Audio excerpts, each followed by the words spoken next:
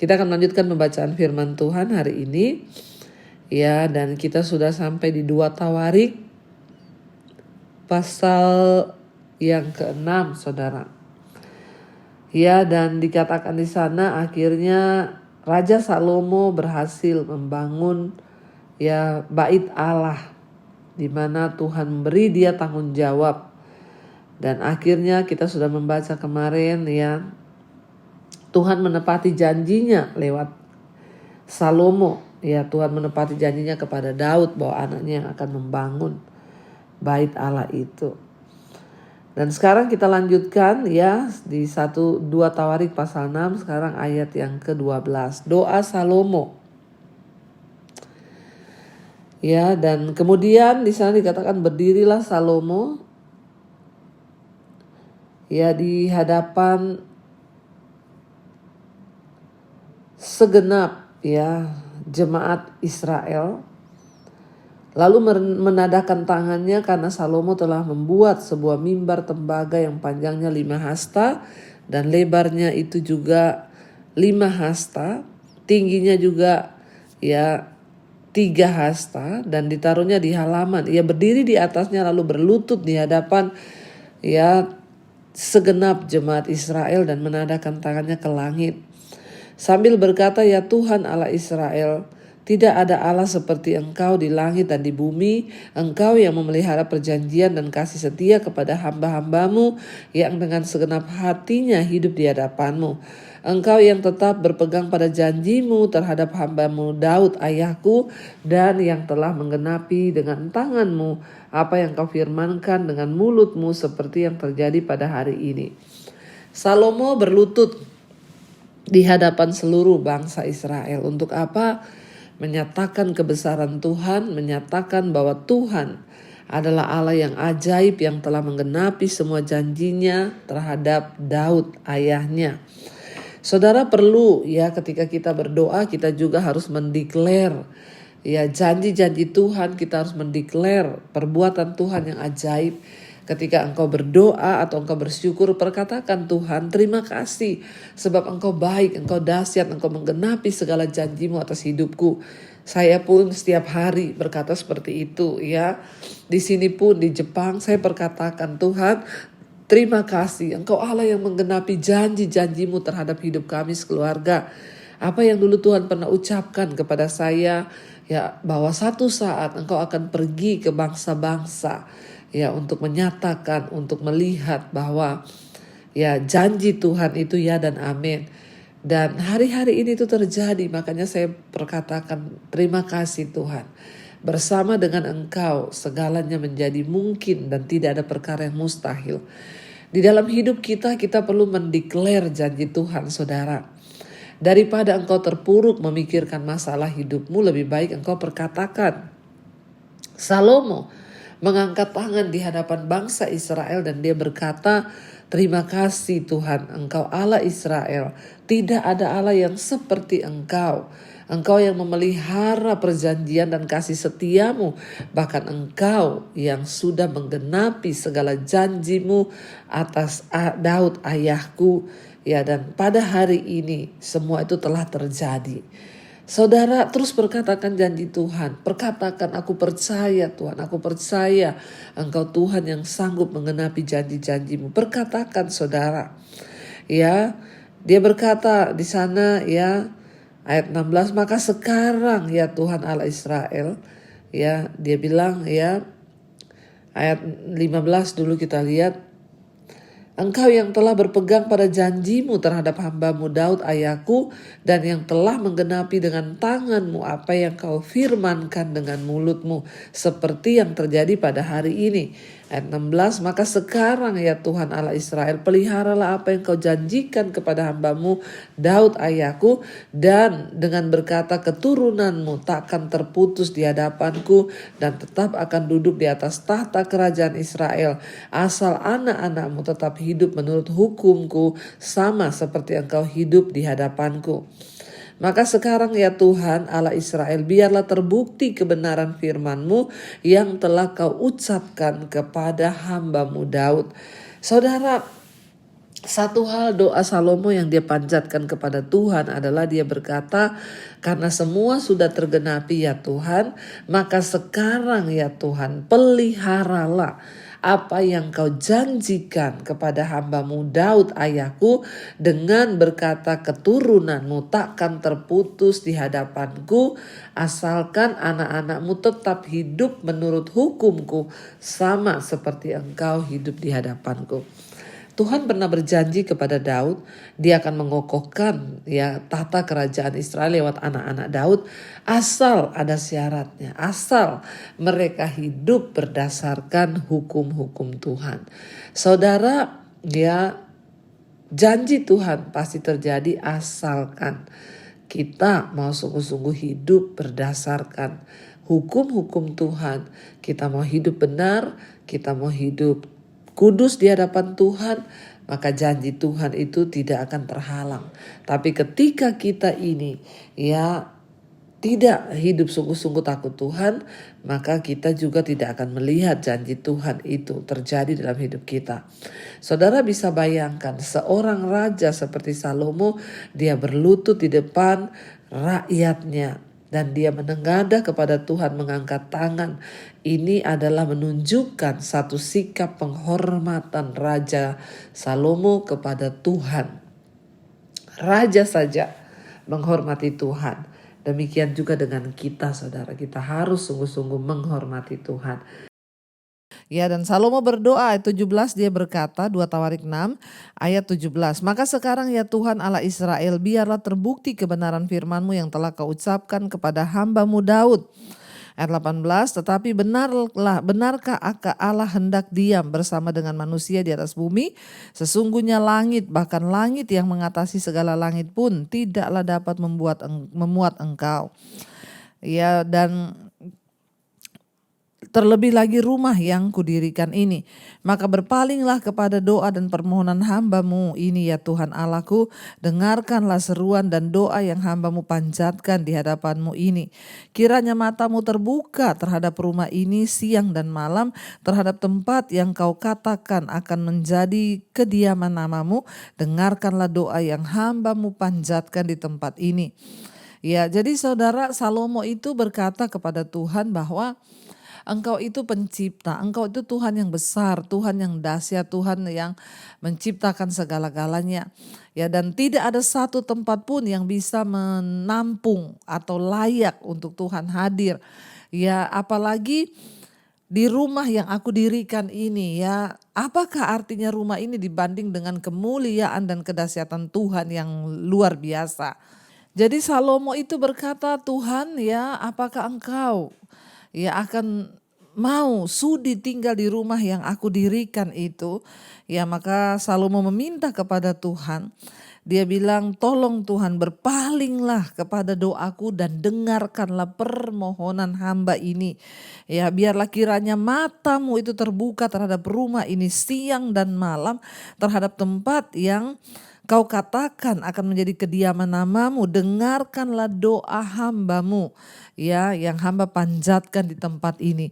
Satu hal yang Salomo minta ketika dia selesai membangun rumah bagi Tuhan, bait suci itu, dia minta apa? Adalah itu kehadiran Tuhan. Buat apa dia membangun sesuatu yang mewah kalau Tuhan tidak ada di situ? Buat apa kita membangun gereja yang besar kalau tidak ada Tuhan di situ? Buat apa kita membangun sesuatu yang kelihatannya megah kalau Tuhan tidak hadir di situ? Rumah yang mewah itu bukan tolak ukur Tuhan hadir di sana ya. Rumah yang megah bukan tolak ukur akan menjadi kebahagiaan. Hanya ketika ada Tuhan di situ maka akan menjadi kebahagiaan. Salomo menyadari sekali saudara bahwa tanpa kehadiran Tuhan tidak ada gunanya semuanya. Makanya saudara ingat ya, sebesar apapun gerejamu, kalau tidak ada Tuhan di sana, buat apa saudara gedung yang besar? Ya, dan bagaimana kita bisa menghadirkan Tuhan di dalam hidup kita, gereja kita? Maka kita harus punya kerendahan hati seperti Salomo yang terus meminta kepada Tuhan, Tuhan hadirlah di tempat ini. Ya, maka sebaiknya gereja-gereja kita sebagai hamba Tuhan, ya gembala-gembala, mintalah agar Tuhan Tuhan hadir di gerejamu. Berlutut merendahkan hati Tuhan hadir dalam pelayanan kami. Bukan karena kami pakai LED yang mewah, rumah yang mewah, gedung yang mewah, tapi kehadiran Tuhan. Itulah yang kami rindukan dan yang kami butuhkan ada ya di dalam apapun yang kami lakukan. Itu yang Salomo sadari banget saudara, tanpa kehadiran Tuhan semua akan menjadi sia-sia. Ayat 21 ya Salomo berkata di sana, ya, dan dengarkanlah permohonan hambamu dan umatmu Israel yang mereka panjatkan di tempat ini, bahwa engkau juga yang mendengarkannya dari tempat kediamanmu dan dari sorga, dan apabila engkau mendengarnya maka engkau akan mengampuni. Ya saudara, kita lihat Salomo juga berkata, satu juga yang dia minta bahwa Tuhan harus hadir di rumah itu dan juga mendengarkan doa-doa umatnya, bangsa Israel yang datang kepada Tuhan. Salomo sangat kagum dengan kedahsyatan Tuhan. Salomo itu sangat kagum ya dengan kemuliaan Tuhan. Namun satu hal, Salomo merendahkan diri, dia minta agar Tuhan bersedia untuk tinggal di rumah, di tempat di mana dia bangun. Ya saudara, kita kagum bahwa Allah itu luar biasa. Ya, dan melalui putranya Yesus dia tinggal di antara kita dan juga dalam rupa manusia untuk menyatakan diri di dalam kehidupan kita. Pada zaman sekarang ya Tuhan itu menjadikan kita sebagai baitnya. Alkitab berkata, ya tahukah kamu bahwa tubuhmu itu adalah bait Allah, bait Roh Kudus yang diam di dalam kamu. Jadi di zaman perjanjian baru sekarang Tuhan hadir bukan hanya di gedung-gedung gereja tapi dalam hidup kita sebagai bait Allah. Ya karena itu saudara, biarlah kita selalu meminta Tuhan, hadirlah di hidupku, ya nyatakanlah dirimu di hidupku, aku mohon Tuhan. Biarlah hidupku ini menjadi bait Allah, bait Roh Kudus yang diam di dalamku. Katakan kepada Tuhan. Saat Salomo ya menuntun bangsa itu untuk berdoa, dia meminta kepada Allah untuk mendengarkan doa-doa mereka mengenai berbagai macam ya permohonan doa oleh orang Israel yang datang kepada Tuhan di rumah itu. Ya, dan kita lihat di sana saudara, dia meminta dan dia bilang, Tuhan hadirlah, apabila umatmu berdoa di tempat ini maka engkau akan mendengarnya dan engkau juga akan mengampuni ya umatmu. 22, jika seseorang telah berdosa kepada temannya lalu diwajibkan mengangkat sumpah dengan mengutuk dirinya dan ia datang bersumpah ke depan mezbahmu di dalam rumah ini, maka engkau pun ya dikatakan, maka engkau pun hendaklah mendengar dia dari sorga dan bertindak serta mengadili hamba-hambamu, yakni membalas perbuatan orang yang bersalah dengan menanggungkannya kepada orang itu sendiri. Tetapi membenarkan orang yang benar dengan membalaskan kepadanya sesuai dengan kebenarannya. 24, apabila umatmu Israel terpukul kalah oleh musuhnya karena mereka berdosa kepadamu, kemudian mereka berbalik dan mengakui namamu, dan mereka berdoa dan memohon di hadapanmu di rumah ini, maka engkau pun kiranya mendengar dari sorga dan mengampuni dosa umatmu Israel dan mengembalikan mereka ke tanah yang telah kau berikan kepada mereka dan nenek moyang mereka. Salomo meminta lagi saudara agar Tuhan juga ya mendengar semua keluhan-keluhan umatnya. Ya, apabila langit ayat 26 tertutup, apabila langit tertutup sehingga tidak ada hujan sebab mereka berdosa kepadamu, lalu mereka berdoa di tempat ini dan mengakui namamu dan mereka berbalik dari dosanya sebab engkau telah menindas mereka, maka engkau pun kiranya mendengarnya dari sorga dan mengampuni dosa hamba-hambamu umatmu Israel, karena engkaulah yang menunjukkan kepada mereka jalan yang baik yang harus mereka jalani, dan engkau kiranya memberikan hujan kepada tanahmu yang telah kau berikan kepada umatmu menjadi milik pusaka. Saudara, ada hal yang luar biasa yang saya lihat di sini. Salomo menyatakan apabila seseorang terkutuk karena melakukan kesalahan kepada sesamanya, lalu ketika dia minta ampun, biarlah Tuhan mengampuni. Salomo juga berkata, apabila umatmu kami ini melakukan dosa, lalu akhirnya ya kami kalah dalam peperangan sebab Tuhan tidak membela kami, maka Tuhan kami mohon ketika kami berbalik dan bertobat di rumah-Mu ini, ampunilah kami dan berikanlah kami kemenangan. Salomo juga berkata, apabila langit tertutup sehingga tidak ada hujan, artinya terkutuk saudara, akibat dosa dan kesalahan kami, lalu kami berbalik datang kepada Tuhan, ampunilah kami. Satu yang menarik di sini saudara, Salomo itu menyampaikan beberapa alasan kenapa bangsa itu seringkali terkutuk, kalah dalam peperangan, bahkan mengalami keadaan-keadaan yang tidak enak. Itu semua akibat dosa. Salomo berkata, kalau umat-Mu bertobat dan mereka datang berdoa ke sini, ampunilah Tuhan. Kita lihat saudara, Tuhan itu belum berubah sampai hari ini. Dosa itu menyebabkan sesuatu yang tidak baik dalam hidup manusia. Dosa menyebabkan kutuk, dosa menyebabkan bangsa Israel tertawan dalam peperangan. Dosa menyebabkan langit tertutup, tidak mencurahkan hujan sehingga terjadi kelaparan. Artinya apa saudara? Salomo menyadari sekali bahwa dosa itulah yang akan membawa penderitaan bagi bangsa itu. Sehingga dia berkata, Tuhan, di rumah-Mu ini mereka bisa datang berdoa memohon pengampunan. Dan apabila mereka datang berdoa memohon pengampunan, Tuhan ampunilah. Kita lihat di sini bahwa ketika kita ini sungguh-sungguh saudara hidup dalam perkenanan Tuhan, bertobat, itu saja kuncinya. Karena semua yang diungkapkan oleh Salomo di sini yaitu kekalahan perang, keadaan terkutuk, malapetaka, kelaparan, itu semua bisa terjadi ketika mereka hidup dalam dosa. Dengan kata lain artinya apa? Dosa itu dapat membawa keadaan kita menjadi buruk. Karena itu jangan sampai kita ini kebablasan terus. Oh enggak apa-apa, kita ini kan kasih karunia. Enggak usah lagi dengar itu khotbah perjanjian lama. Ingat Tuhan tidak berubah. Dosa akan membawa hidup kita itu dalam keadaan terkutuk. Karena itu ketika kita mencintai Tuhan, menghargai kasih karunia Tuhan, justru kita harus makin sungguh-sungguh hidup dalam kekudusan, meninggalkan dosa, membuang segala yang tidak berkenan, agar hidup kita terus boleh memuliakan Tuhan dan tidak ada berkat Tuhan yang terhalang dari hidup kita. Mari saudara, kita mau tundukkan kepala, kita akan lanjutkan besok ini firmannya masih panjang karena pembahasannya juga panjang. Kita akan teruskan besok dan kita akan merenungkan firman ini. Kita tundukkan kepala, kita berdoa. Terima kasih Bapa, kami bersyukur banyak hal yang dapat kami pelajari lewat firman Tuhan. Bahwa Engkau Tuhan yang mau tinggal di bumi bersama-sama dengan manusia. Asalkan kami memiliki kerendahan hati, memohon agar Tuhan tinggal dalam hidup kami. Di zaman perjanjian baru, Yesus berkata bahwa Dia mau tinggal dalam kehidupan anak-anak Tuhan yang percaya kepadanya. Karena itu tubuh kita ini adalah bait Allah, bait Roh Kudus yang diam di dalam kita.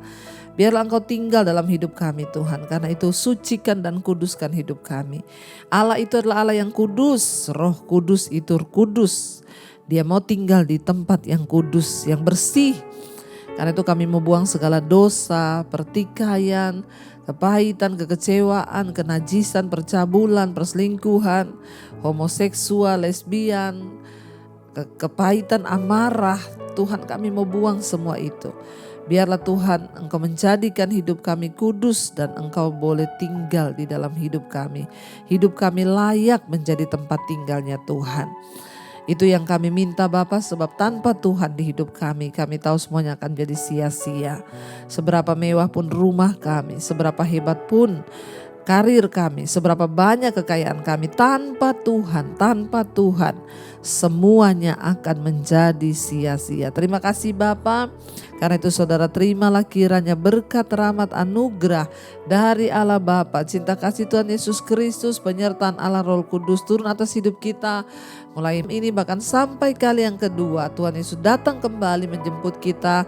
Nama kita tercatat di dalam kitab kehidupan. Dalam nama Tuhan Yesus yang percaya diberkati, katakan bersama, amin, amin, amin. Tuhan Yesus memberkati saudara, shalom dan Immanuel.